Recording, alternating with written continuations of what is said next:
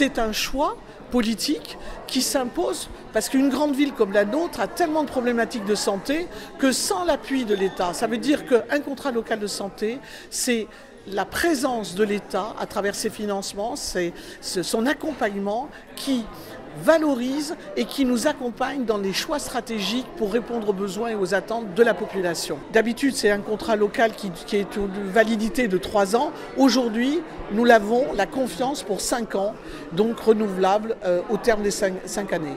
Il y a eu un diagnostic territorial qui a montré les besoins et les attentes de la population de Perpignan. Et puis on a aussi un autre groupe qui a travaillé pour l'émergence des problématiques à partir des professionnels de santé et on a mis ensemble et on a identifié des priorités. On a une particularité, nous avons à la ville de Perpignan 9 quartiers prioritaires de la ville, avec ce que ça comporte au niveau économique, social et problématiques issues justement du monde économique et social. Des problèmes d'addiction, des problèmes de chômage, des problèmes d'accès aux soins. Donc ces populations avec des cultures, nous avons des cultures particulières, la culture gitane, avec justement des quartiers particuliers qui font l'objet par exemple de toute une réflexion à NNPNRU.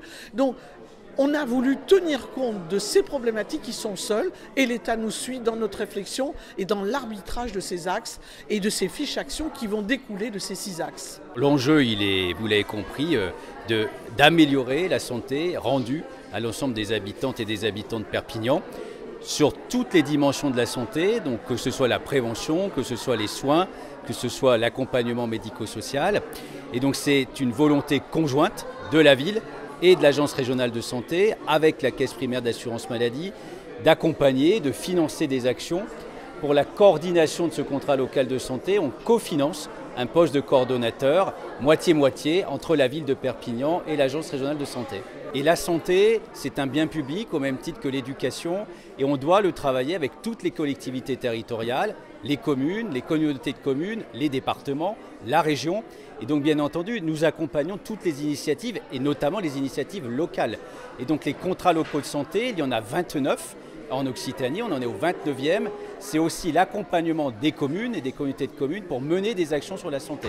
Donc il y a une approche régionale, mais avant tout des actions locales. C'est important que les actions de santé, que les acteurs de santé se saisissent de cette problématique de santé environnementale.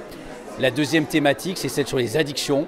C'est quelque chose de très existant ici dans la ville de Perpignan. On doit à la fois trouver cet équilibre entre la sécurité, l'accompagnement, la prévention de l'ensemble des habitants sur ces sujets. C'est pas simple, mais c'est aussi là, on voit la volonté entre les institutions de la santé que nous sommes, la ville, la Caisse primaire d'assurance maladie et puis les acteurs de la santé et de la prévention, de conjuguer nos efforts et nos moyens pour limiter ces addictions. Puisque le poste est cofinancé par l'ARS à hauteur de 20 000 € par an, et puisque le poste de coordinateur, il a 2 employeurs, la ville de Perpignan et l'ARS. Donc nous cofinançons ce poste. Il y aura d'autres maisons de santé qui se montent aussi.